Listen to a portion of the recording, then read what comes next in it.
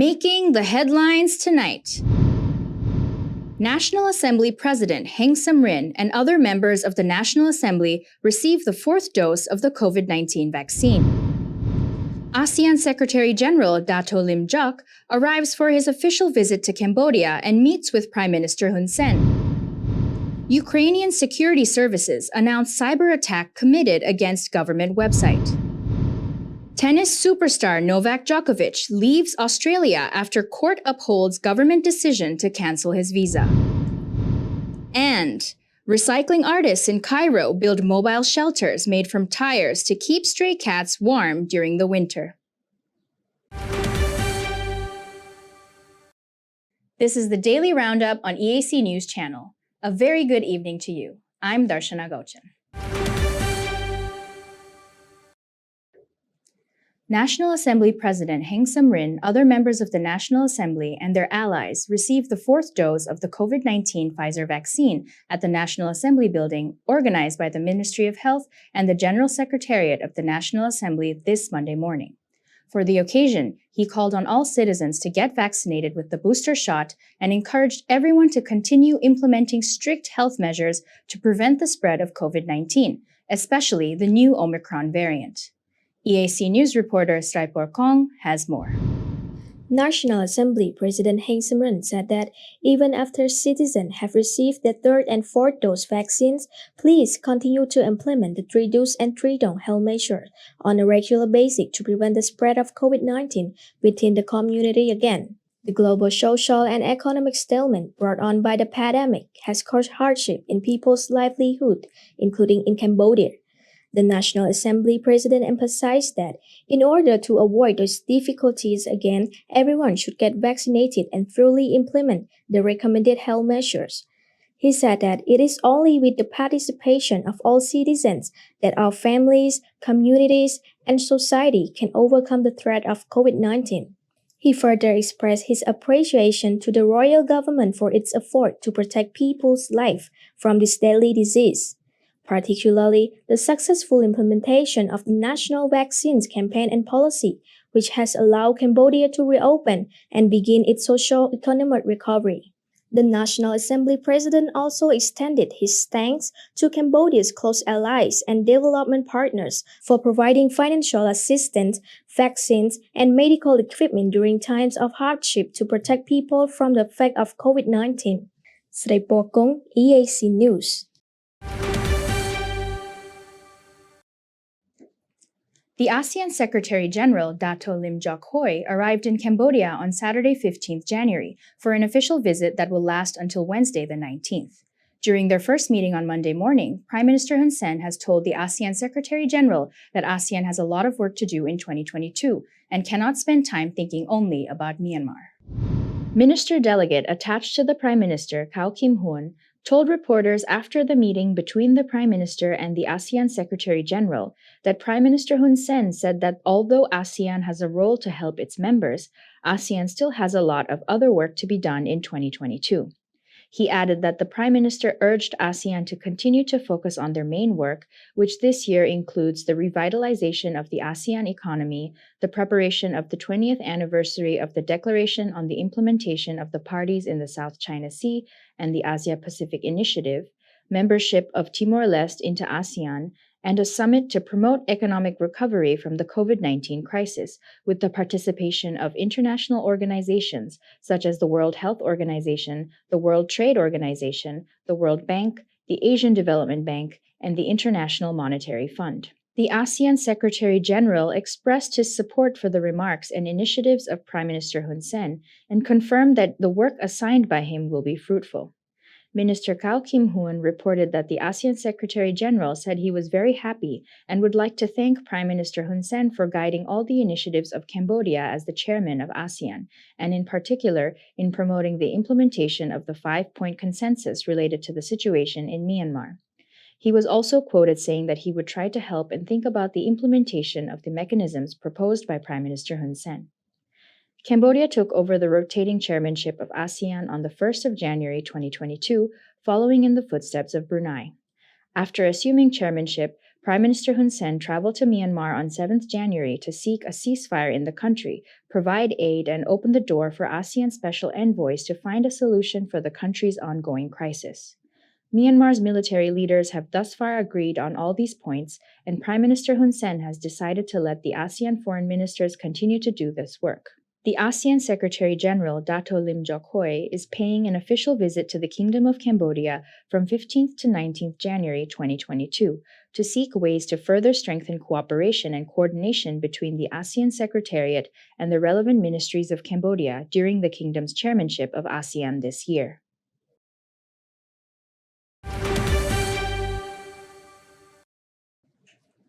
Prime Minister Hun Sen has stated that in the future, the construction of the Cambodia-Vietnam Friendship Monument will highlight the mutual assistance between the two countries, including Cambodia's assistance in building national unity in Vietnam and Vietnam's assistance to Cambodia in overthrowing the Khmer Rouge regime. EAC News reporter Chamrong Rithisit has more details. In a special voice message sent by the Prime Ministers on Sunday afternoon through the messaging Telegram apps, Prime Minister Hun Sen gave his reaction to commenters on social media who said that Vietnam is a mercenary of the Soviet Union in the liberation of Cambodia.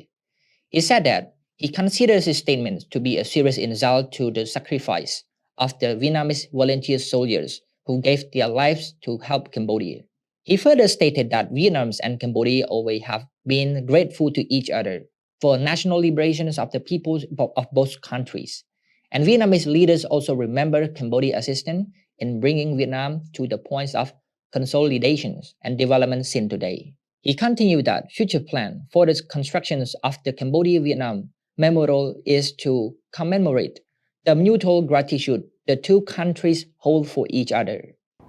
រាល់សន្ទរកថារបស់មេដឹកនាំវៀតណាមតែងតែអរគុណចំពោះកម្ពុជា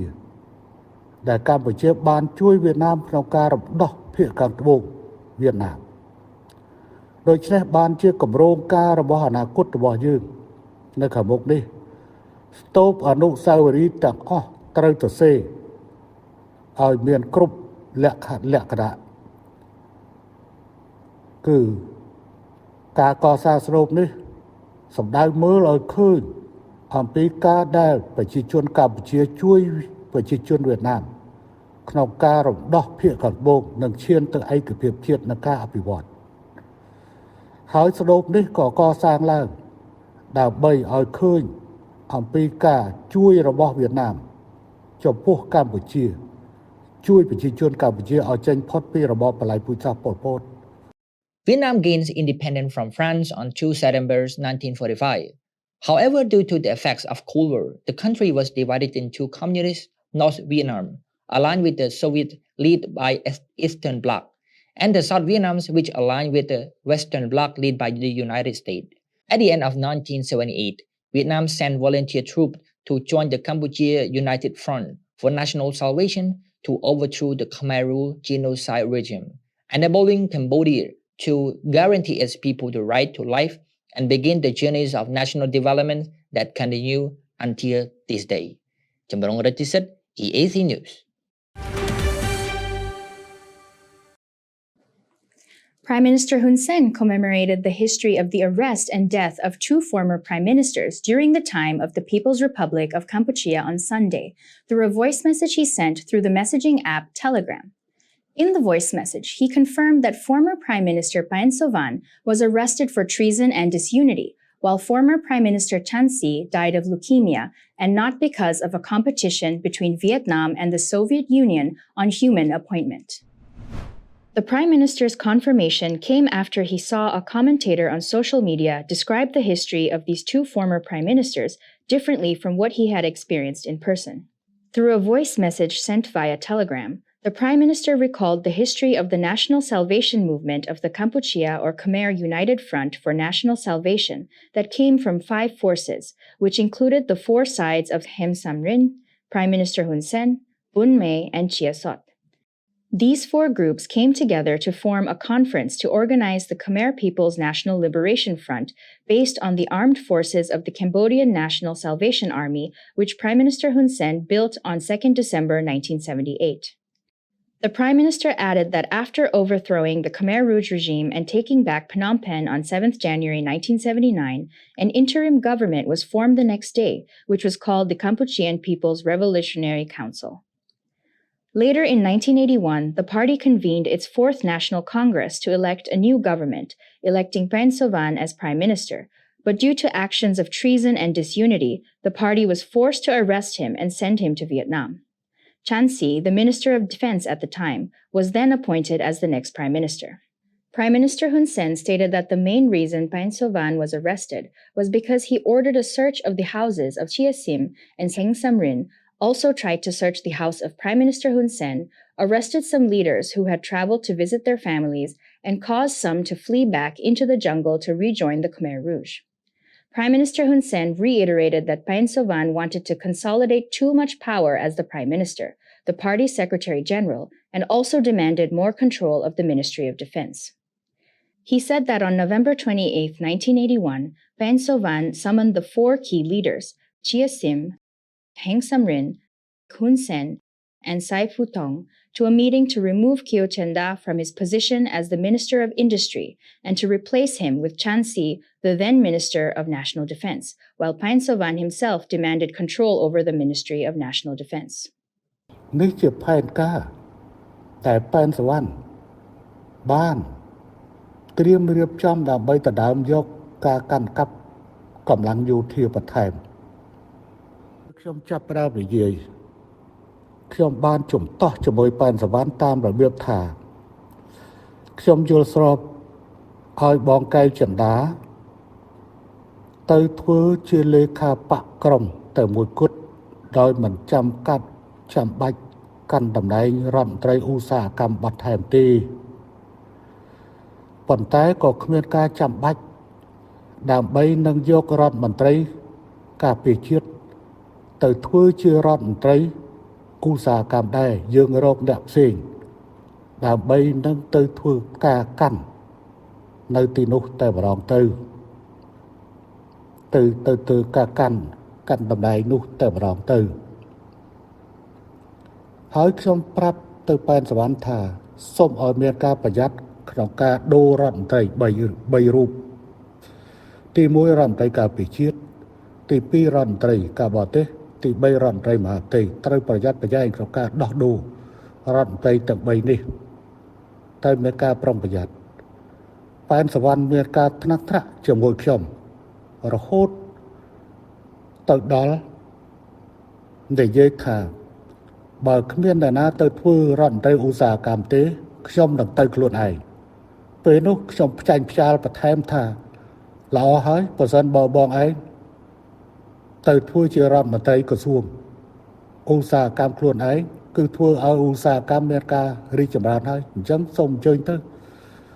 ប៉ែនសវណ្ណខឹងយ៉ាងខ្លាំង Prime Minister Hun Sen further described that after this meeting, Sai Phu Tong spoke with him and said that Phan Sovan had betrayed them, and therefore he should not be kept in this position of power. The Prime Minister said he agreed with Sai Phu Tong, but the problem was that Phan Sovan was backed by Vietnam, so they needed Vietnam's help on this matter. He continued that the main leaders at the time held a political office meeting at Sai Phu Tong's house in the absence of Phan Sovan, where they decided to arrest him and appointed Prime Minister Hun Sen and Sai Phu Tong as the executors of the arrest. ការចាប់ប៉ែនសវណ្ណនេះខ្ញុំជាមួយបងសៃពូថងមុនពេលចេញដំណើរខ្ញុំបានបញ្ចូលក្របកភ្លើងហើយដាក់ទៅក្នុងកប៉ាល់ខោរបស់ខ្ញុំម៉ាក់ប្រហារួចហើយខ្ញុំស្នើឲ្យកាត់ប្រព័ន្ធទូរស័ព្ទទាំងអស់របស់ផ្ទះប៉ែនសវណ្ណពេលនោះខ្ញុំក៏ជិះឡានគេហៅថាឡាន Volga របស់សូវៀតជិះឡានបងសាយវុថងកាត់នៅមុខផ្ទះខ្ញុំប្រជាសន្តិនិកពេលនោះក៏មិនមានមនុស្សច្រើនដែរខ្ញុំបានហៅប៉ែនអៀនហៅងួនសនទ្រីសុផុនឲ្យមកចាំនៅផ្ទះខ្ញុំពេលនោះខ្ញុំទើបនឹងមានកូនម៉ាណែតមួយ ហើយកូនស្រីម៉ាណាទើបនឹងបានប្រហែលជាមួយខួបនិងប្រពន្ធខ្ញុំក៏កំពុងមានផ្ទៃពោះបន្ថែមទៀតខ្ញុំបារម្ភក្រៃលោកមានការផ្ទុះអាវុធនៅពេលនោះហើយខ្ញុំក៏លួចផ្ដល់សញ្ញាទៅឲ្យញឹកហ៊ួនដែលជាមេវិជ្ជាការកងពលតូចនៅពេលនោះកងពលធំ196ពេលនោះហើយនឹងមនុស្សមួយចំនួនផ្សេងទៀតដែលជាមិត្តដែលជាកូនចៅចាស់របស់ខ្ញុំឲ្យបានជ្រាបឲ្យត្រៀមអប់រំនៅសភាពការចាំបាច់ដែលអាចហក់ចូលទីក្រុងភ្នំពេញបានភ្លាមនៅពេលនោះនេះមិនមែនជាប្រភេទរដ្ឋប្រហារមួយទេបករៀបចំតែឲ្យឡើងបានបកក៏អាចទម្លាក់ដែលឲ្យបានឲ្យចេញវិញបានដែរ The Prime Minister further stated that when they arrived at Pain Sovan's house, he and Sai Phuthong had to sit in the basement to meet Pain Sovan, who pretended not to know that there were guests over despite his bodyguards having already informed him of their presence. At that time, Pain Sovan had called someone over to play cards at his house. ខ្ញុំមានការងឿងឆ្ងល់ថាហេតុអ្វីបានជាប្រព័ន្ធទូរស័ព្ទកាត់មិនអស់គឺនៅប្រព័ន្ធយោធាមួយដែលមិនតាន់បានកាត់ដូច្នេះខ្ញុំក៏ដឹកដៃបងសាយពូថងឡើងទៅលើពេលនោះពេលឡើងទៅដល់ខ្ញុំក៏ចាប់ទាញអាប់រៃទូរស័ព្ទរបស់ប៉ែនសវណ្ណទម្លាក់ចុះរួចហើយបងសាយពូថងក៏បានប្រាប់ទៅប៉ែនសវណ្ណថាប៉ែនសវណ្ណឯងប្រព្រឹត្តខុសធ្ងន់ធ្ងរណាស់សូមរងចាំស្វាមិត្តហ៊ុនសែនអានសេចក្តីសម្រេចចិត្តពេលនោះប៉ែនសវណ្ណខ្ញុំឲ្យប៉ែនសវណ្ណដែលកំពុងតែអង្គុយផ្គងតាក់ខ្លាឲ្យដាក់ជើងចុះហើយអង្គុយឲ្យស្ងៀមខ្ញុំអានសេចក្តីសម្រេចចិត្តអំពីកំហុសរបស់ប៉ែនសវណ្ណនិងការទម្លាក់តំណែងរបស់ប៉ែនសវណ្ណចេញពេលនោះបន្ទាប់ពីការអានរួចហើយក៏ប្រគល់ឲ្យអង្គរៈដែលជាអ្នកការពាររបស់ប៉ែនសវណ្ណចាប់ប៉ែនសវណ្ណយកទៅតែម្ដងហើយបើតាមខ្ញុំដឹងពេលនោះគឺយើងដឹកយកទៅពូជតុងរួចហើយហោះចេញដំណើរទៅប្រទេសវៀតណាម Prime Minister Hun Sen clarified that he was sent to a prison in Vietnam, but not the dungeon that Pain Sovan once claimed in his book. He continued that after Pain Sovan's arrest, the position of Party Secretary General was handed over to Heng Samrin, while Chan Si was transferred from the Minister of Defense to the position of Prime Minister. He said Chan Si served as Prime Minister from 1982 until 1984, when he fell ill with leukemia and was sent to the Soviet Union for treatment. He said that he went to Moscow in September 1984 to visit Chan Si and asked Soviet doctors about his condition.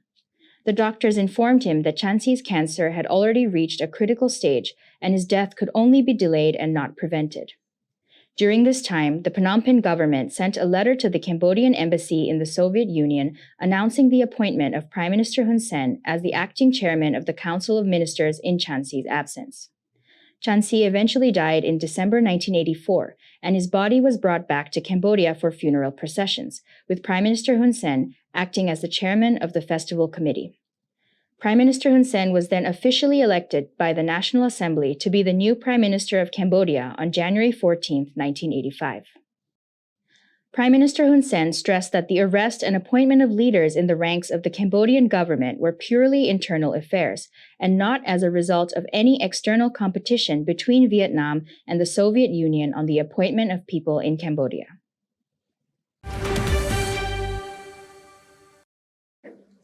The Ministry of Environment has decided to include lessons on the environment and cranes bird information in students' curricula in 3 schools in Borei Chulasa and Ko Andet districts, Takeo province, to promote biodiversity conservation in the Bong Preklapao landscape protection area. EAC News reporter Sraipor Kong has more.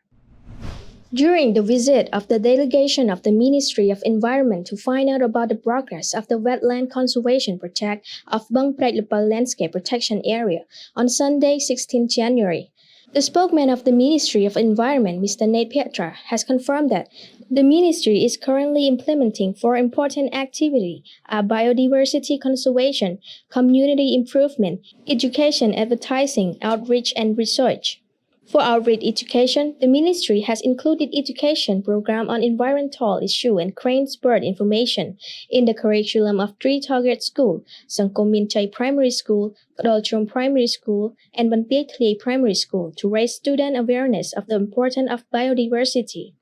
especially cranes in the protected area of Bang Praipal. The Ministry of Biodiversity Conservation has set up a sub-office to strengthen and build a side pool in the 16-hectare reservoir construction area to store water permanently to support waterfowl, especially cranes. In addition, the ministry also has various outreach programs such as screening of educational films and mobile audio broadcasts in villages adjacent to protected areas. He added that at present, the ministry has planted 5 hectares of flooded forests and 25 hectares of tuber for cranes to feed on and has controlled the invasive species such as Mimosa pegra, aphids vines, and locusts too. He believed that promoting cranes bird conservation in the area will improve the life of the community.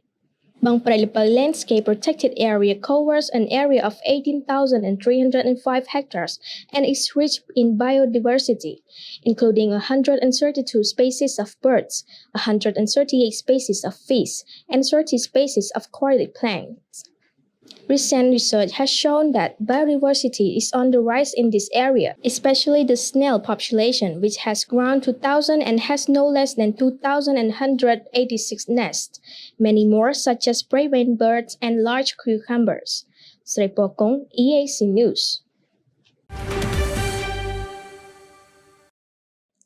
First Deputy Chairman of the Mine Authority and Chairman of the National Committee for ESCAP, Mr. Lee Tuj, has led 80 staff officers to listen to a lecture on strengthening leadership and better life balance through ethical management based on teaching of Buddhism on 16th January 2022 yesterday. EAC News reporter Chamrong Ritisit has more. The lecture, Strengthening Leadership and Better Life Balance, was organized under the initiative of Senior Minister Lee Tuj and Dr. Mai Kalyan, and organized by the Government Training Institution of Cambodia. These lectures provide a lot of benefit in understanding the needs, challenges, and solutions for daily life and work, especially mind control, mindfulness, education, and orientation in the Buddhist way. This is the third workshop organized to support the training of leaders, officers, staff, mine authorities, and ASC National Committee on Strengthening the Leadership and Behaviors of Effective Individuals, supported by President of Government Sector Association of Cambodia, His Excellency Wan Suling, and President of the Government Sector Training Institution of Cambodia, CGTI GMAC, Andrew Tay. Mun Jamrong Ratiset, EAC News. The Ministry of Health reported 29 new COVID-19 cases today, Tuesday, 17th January, 18 of which were imported, and all were confirmed to be the Omicron variant. Community and imported cases of Omicron continue to rise for Cambodia. The kingdom recorded 11 new community and 18 new imported cases of the new variant. Cambodia has now recorded 384 cases of Omicron, 309 imported, and 75 community cases. The ministry also reported 16 recoveries and no new deaths. Today's official daily new COVID case total, diagnosed by PCR test, was 29, all the Omicron variant, bringing the COVID case total to 120,825 cases. The death toll stands at 3,015. The number of patients treated successfully since the pandemic reached Cambodia is 117,118, and the tally for imported cases has climbed to 20,166. Currently, there are 659 active patients being treated in Cambodia. A spokesman for Ukrainian Security Service Artem Decherenko has announced that on the night of January 14th, a cyber attack was committed against some government websites, including the Foreign Ministry, Education Ministry, and others. On the main pages of these websites, a provocative message was placed as the website's content was not changed and leak of personal data did not happen, according to the available information. The Ukrainian government said it had restored most of the affected sites and no personal data had been stolen. Ukraine was hit by a cyber attack splashing a warning across government websites to be afraid and expect the worst. While Russia, which has massed 100,000 troops on its neighbors' frontiers, has released pictures of more of its force on the move. The cyber attack has followed hours after talk wrapped up with no breakthrough between Russia's and Western allies, which fears Moscow could launch a new military assault on a country it invaded in 2014. Это выглядит как саботаж. A Kyiv resident, Anton Seriko, says it is a hybrid war which Russian Federation, Moscow is carrying against Ukrainian. It is, first of all, for their benefit to disseminate chaos and panic in the whole country.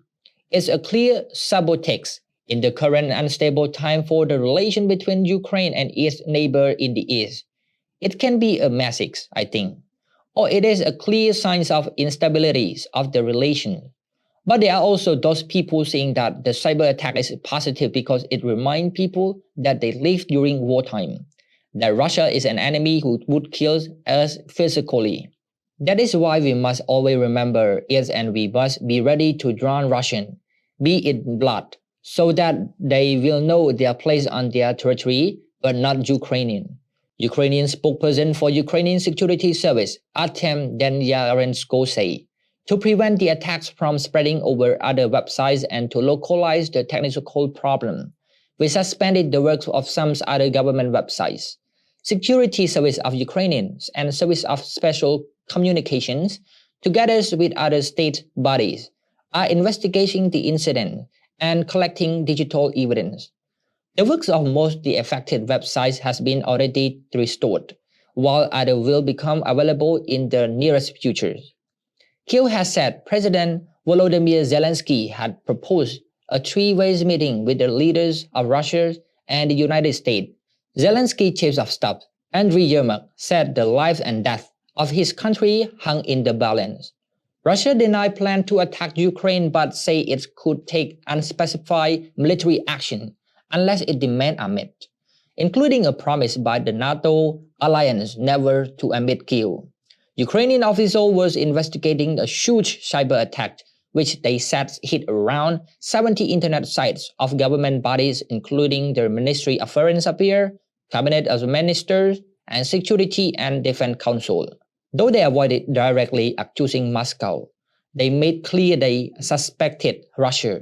Russia did not comment but has previously denied being behind cyber attacks, including against Ukraine. Violent unrest in Kazakhstan has left 225 people dead, authorities have announced on Saturday, representing a dramatic increase over previous tolls. A representative of the state prosecutor has announced that during the state of emergency, the bodies of 225 people were delivered to morgues, of which 19 were law enforcement officers and military personnel. Others were armed bandits who participated in terrorist attacks, and unfortunately, civilians also became the victims of acts of terrorism. Massive protests began in Kazakhstan on 2 January 2022 after a sudden sharp increase in liquefied gas prices after the lifting of government-enforced price cap on 1 January and escalated into mass riots a few days later in major cities, including Almaty. Kazakhstan's President Kassym-Jomart Tokayev on Saturday has held a meeting with the country's security and law enforcement agencies and asked them to further look into recent riots and reform the country's security system. Following the results of the meeting, the head of state gave a number of instructions. Special attention was paid to the issues of comprehensively investigating the tragic events in Kazakhstan,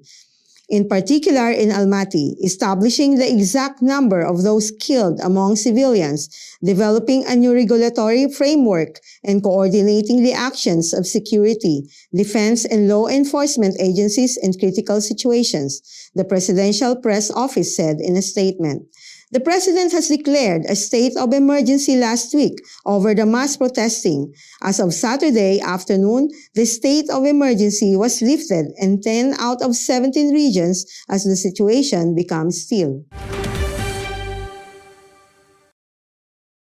Ibrahim Boubacar Keïta, a former president of Mali who came to power on the promise of honest leadership but was ousted in a coup in 2020 amid allegations of corruption, has died on Sunday at his home in Bamako, the capital. He was 76 and the cause of death was not yet clear.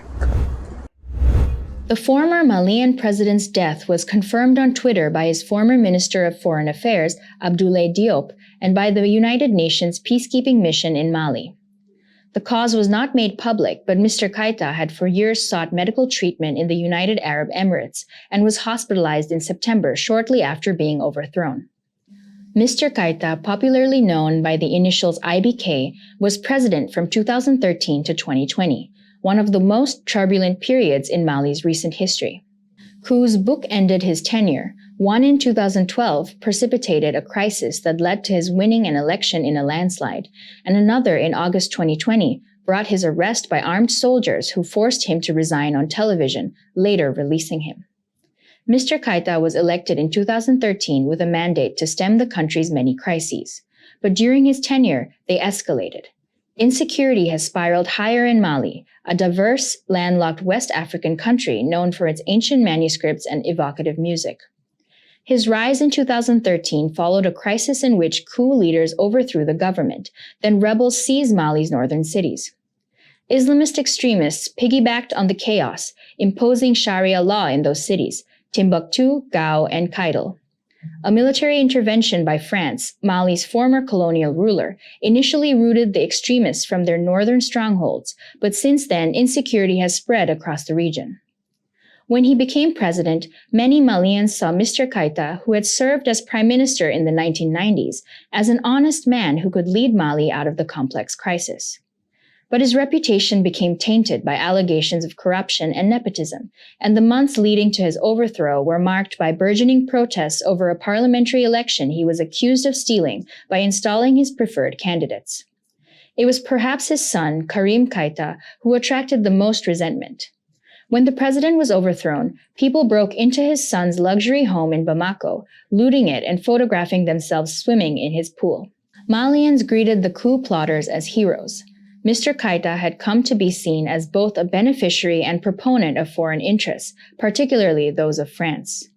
In addition to his son, Mr. Keïta is survived by 3 other children and his wife.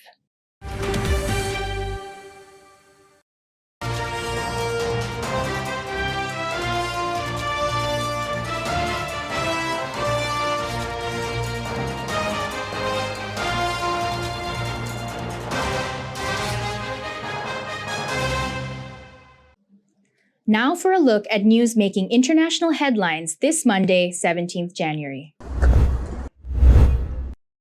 A man who took 4 hostages at a synagogue in the suburbs of Dallas, Texas, has been identified by the FBI as British citizen Malik Faisal Akram, 44. The man who interrupted a morning service in the Colleyville on Saturday was shot and killed after a 10-hour standoff with police. All of the hostages at the congregation Ben Israel was freed unharmed. U.S. President Joe Biden has called the hostage-taking an act of terror, and the UK has also condemned the attacks. British Foreign Secretary Liz Truss has described it as an act of terrorism and anti-Semitism, adding, "We stand with US in defending the rights and freedoms of our citizens against those who spread hate." There is currently no indications that others were involved, the FBI in Dallas has confirmed. Police sources say that no explosive material was found on the attacker's body.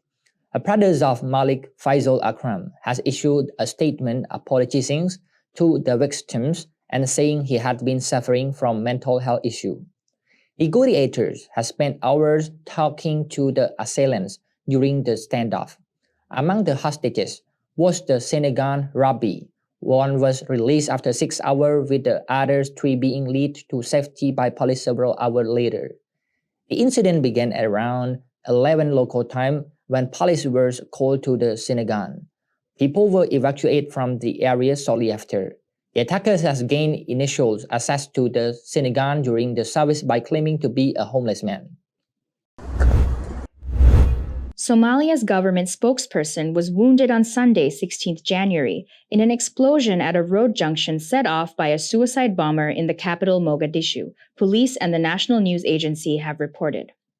A witness at the scene has recalled that he saw government spokesman Mohammed Ibrahim Mualimu lying on the ground after the blast. A tuk-tuk driver carried Moalimu and placed him in a car in which he was rushed to the hospital. His right arm was injured. A lot of shrapnel had hit his body.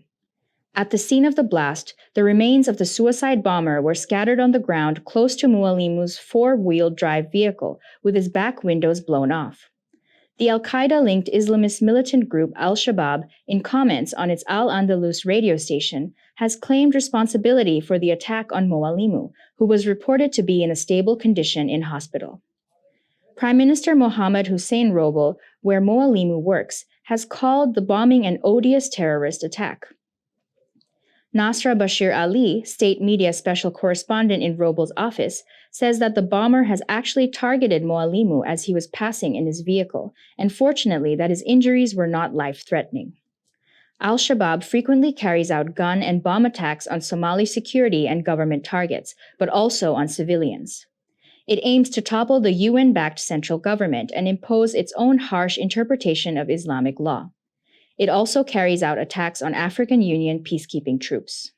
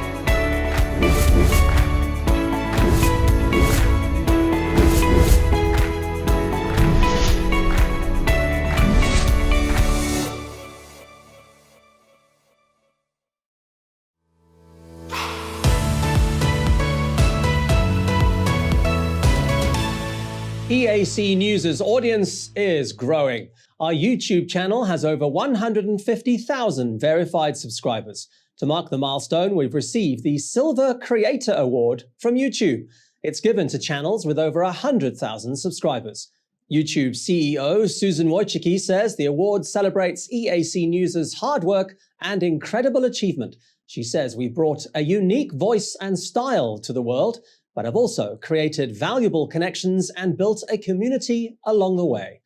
The next milestone we're going for is 1 million subscribers, and we'd really like that Gold Creator Award. So if you're not already a subscriber, head to YouTube and search for EAC News. Subscribers get alerts when the daily Roundup is premiering and live events are streaming. Get all the latest breaking news and updates from Cambodia in English. The EAC News channel on YouTube. Cambodia made clear.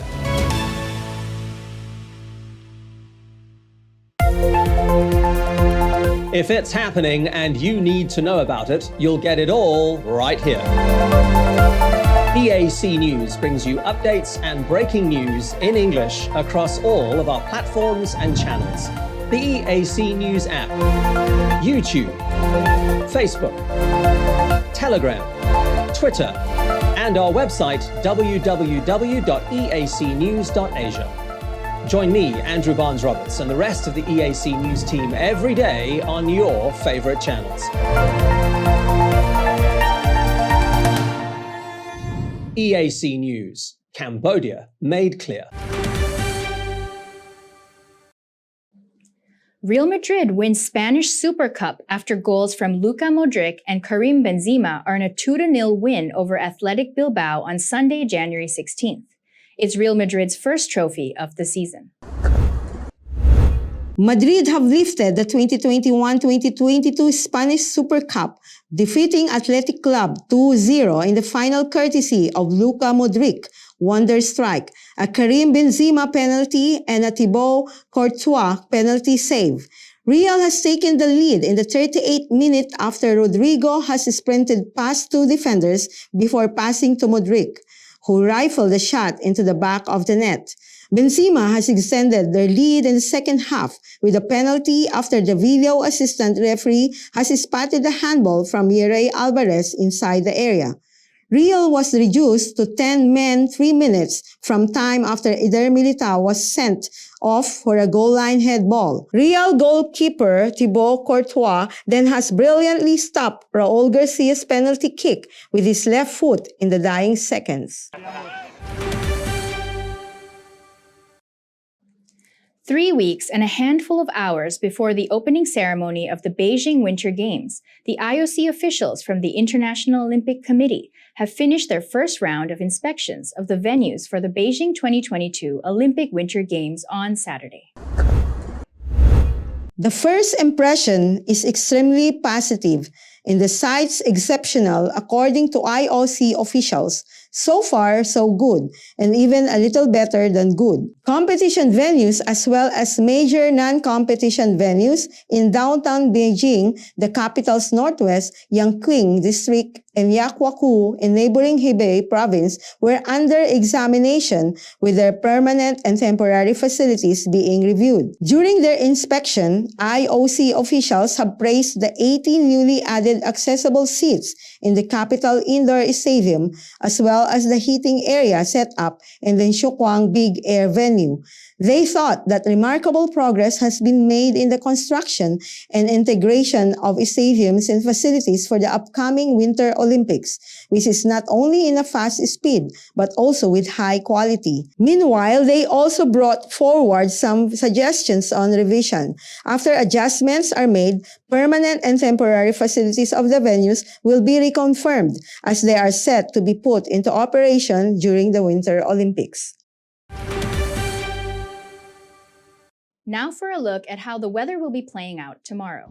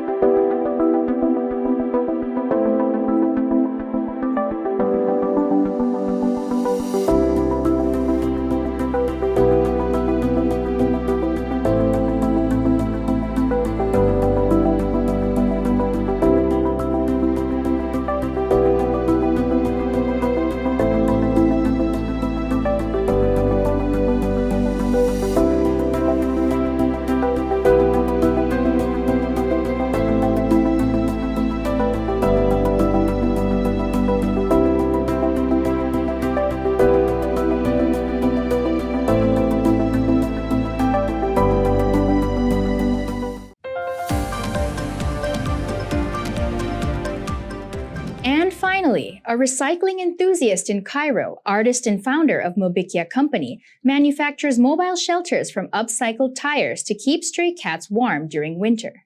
Cairo felines have a warm place to sleep in these upcycled mobile shelters made out of old tires that aim to protect the animals during the cold winter months. Eco-friendly artist Ibrahim Abujendi is creating a prototype, a Mobikia house to be distributed in various locations in the busy streets of Cairo, as the country has been witnessing changing weather conditions in recent years. The company is cooperating with Petman, an e-commerce store for pets as part of the Shell Tire project, offering mobile units that can accommodate up to 5 cats each. Artist and founder of Mobikia company Ibrahim Abujendi says cats live in very difficult conditions, especially if there's snowfall and heavy rainfall in Egypt as a result of climate change. Stray animals need to be protected from the temperature. Even 10 degrees warmer will make a huge difference for them. He has said his design has offered a safe and thermally insulated shelter that can accommodate 5 cats. Its size is not too big to put in front of your house. This is the simple prototype. He can add more options, including how to put food for them that can be distributed equally to the 5 cells so that the cats don't fight with each other. This will all be based on the feedback that they get from the cats themselves, people in the street, and those who will help them by testing out these units in their spaces. He added that he has always thought about how to use tires, which people just throw away. He said tires have unique characteristics, including thermal insulation, that can act as a good mobile shelter to accommodate 4 to 5 cats and can over time be put in each street all over the city. The mobile shelters are designed to fit in an urban setting, made of upcycled car tires that are thermally insulated, as well as other recycled materials like wood. Users can order the units or donate to manufacture them to be put on streets. Donations from outside Egypt are also accepted through the project's website. Rare snowstorms have been hitting the coastal cities of Hurghada and Alexandria this winter, with Egyptians reporting lower temperatures in Cairo and other cities in recent years.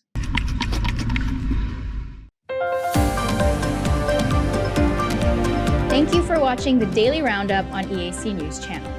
For more breaking news and updates, check out our website, eacnews.asia, or search EAC News on Telegram or at your favorite app store. More from the EAC News team tomorrow night at 8 p.m. We will see you then.